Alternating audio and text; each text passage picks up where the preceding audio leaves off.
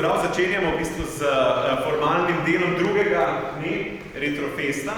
Začenjamo z predstavitvijo razstave Rapalska meja oziroma z drugim ali podnaslovom Dekle, prepolovljeno z Rapalsko mejo. Sicer smo v sklopu te razstave, ki jo danes tukaj prikazujemo in tema, katere bo na nek način tudi na prvi okrogli mizi, prikazati eno obdobje slovenske zgodovine, ki seveda, verjamem, večini vam tukaj je zelo dobro znano, ampak ker, kot smo že včeraj izpostavili, v sklopu središča za javno zgodovino poskušamo zgodovinske dogodke, dogajanje in tako naprej predstaviti čim širši javnosti, od študentov naših, pa seveda do obče javnosti, stvari delamo tudi torej z razstavami, konec koncev je današnji dogodek Retrofest prav to, kar si želimo. Torej, govoriti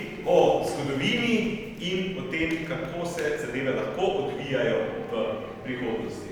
Rapalska meja, razstava, ki jo imate tukaj okoli mene, je nastala v sklopu projekta Rapalska meja, narekovaju, oziroma Rapalska meja s točnim naslovom četrt stoletja obstoja in stoletja dediščine ter spomina, ki smo ga, vodja je profesor Repe, prijavili na Agencijo za raziskovalno dejavnost, torej ARRS, nekdaj je danes to ARIS, in dobili 3-letni projekt. Smo v zadnjem letu, v tem času smo že precej raziskovali, tole je zgolj eden od, rečemo, dosežkov projekta. Pomembno je poudariti, da smo v sklopu tega projekta Rapalska meja so udeleženi v bistvu zelo interdisciplinarno in sicer zraven nas, zgodovinarjev, pomembno so ustvarjajo vsebino raziskav tudi geografi.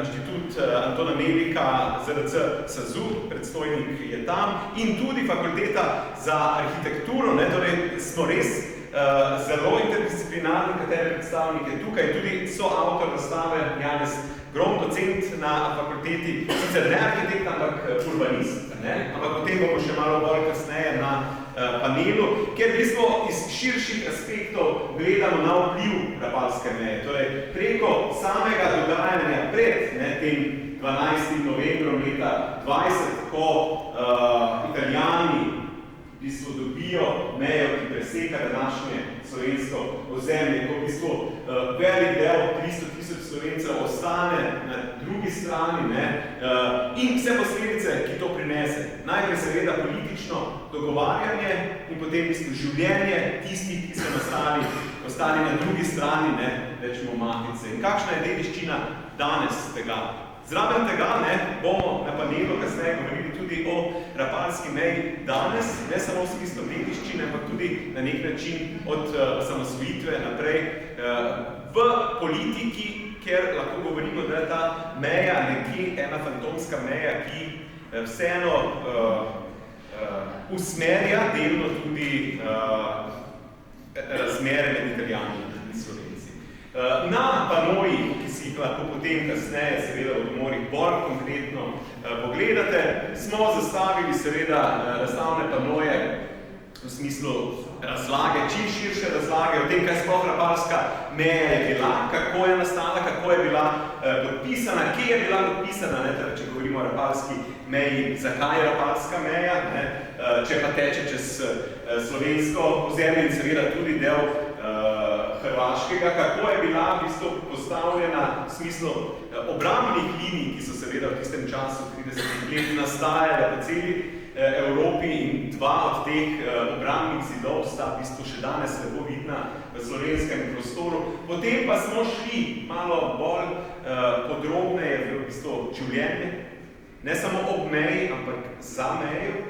Pomemben segment razstave in mislim, da tudi vizualno zelo zanimiv je v bistvu propaganda, kako se lotevajo Italijani označevanja te meje in kako se Slovenci vidijo, Slovenci na tej strani vidijo to Rapalsko mejo in v bistvu gledajo z obžalovanjem na drugo stran. Zelo pomenski je ravno ta pano, kjer se vidi, kako v bistvu so sistematično Italijani markirali prostor Rapalske meje, ga označevali spustimo mejnike, ampak na drugi strani Rapalske meje je nastala sistematična linija vojašnic, konec koncev, najvišja vojašnica Viktorja Emanuela III.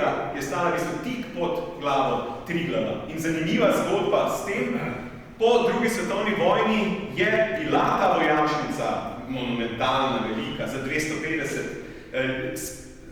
250 oseb za prespad, namenjena planinskemu razvoju, torej turizma. Danes bi gledano bi bila vsekakor polna od junija pa do oktobra.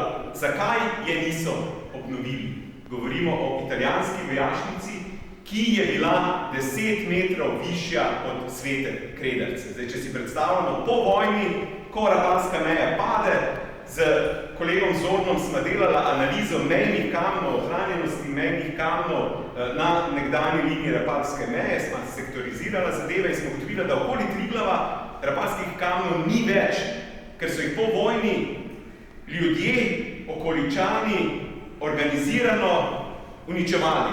Prav akcije delovne v Visokogorje so šli, ker so tisto, po domače štemali mejne kamne in jih rušili zid. To je na nek način prispodoba tiste zgodbe oktobra 1944. leta, ko partizani se pospnejo iz Trente na vrh Triglava, simbolno najvišji vrh Slovenije, in izpipajo mejni kamen, ki je stal na vrhu zraven Aljaževega stolpa in ga vržejo v dolino in rečejo, tukaj nikoli več meje. Torej gre za to simbolno markiranje prostora in seveda čiščenje prostora, ki gre sovpadati s tem. Torej, lepo povabljeni, da zdaj še približno 10 minut si pogledate vsebino, tudi kakšno zadevo vprašate. Čez 15, manj kot 15 minut pa začnemo z prvim panelom, s prvo okroglo mizo, ki se v bistvu dotika prav te teme in kjer bomo z res odličnimi sogovorniki razpredali o Rapalski meji od začetka pa v bistvu do današnjih dni. Hvala lepa.